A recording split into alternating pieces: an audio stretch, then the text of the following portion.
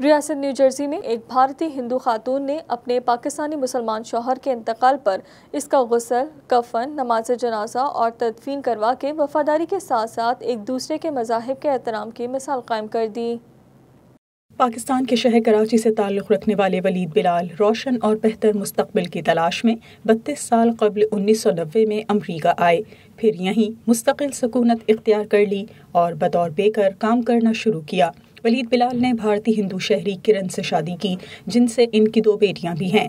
سن 2000 میں انہیں دل کا مرض لاحق ہوا، جس کے بعد وہ بیمار رہنے لگے اور 2013 میں وہ معذور ہو گئے اور ان کی فیملی کے پاس گزر بسر کے لیے سرکاری امداد کے علاوہ کوئی راستہ نہ بچا۔ ولید بلال طویل علالت کے باعث گزشتہ دنوں رضائے الہی سے انتقال کر گئے۔ ان کی بیوہ نے سماجی تنظیم ون نیشن US سے رابطہ کیا اور انہیں بتایا کہ وہ چاہتی ہیں کہ ان کے شوہر کی تدفین ان کے مذہبی طریقہ کار اور اسلامی تعلیمات کے مطابق ہی ادا کی جائیں۔ My husband Wahid Bilal, who passed away on the 3rd. He was from Pakistan and he was Muslim. I couldn't afford to respect and pay his respect and leave him with dignity and with all Muslim culture.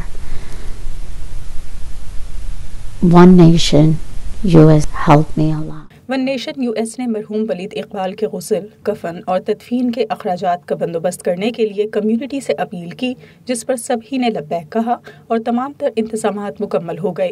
One nation US کے صدر راجہ طاہر کا کہنا ہے کہ کسی کے انتہائی مشکل وقت میں فیملی کے کام آنا ہمارے لیے باعث نعمت اور رحمت ہے۔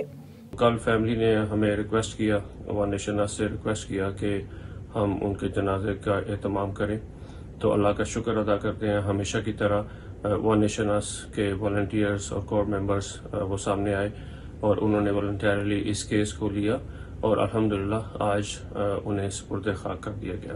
مرحوم ولید اقبال کو غسل کفن دینے کے بعد نماز جنازہ ادا کی گئی اور تدفین کے لیے نیو جرسی کے مقامی قبرستان لے جایا گیا، جس میں ون نیشن US کے رضاکاروں کے علاوہ کمیونٹی کی بھی بڑی تعداد شریک تھی، جہاں مرحوم ولید اقبال کو سپرد خاک کر دیا گیا۔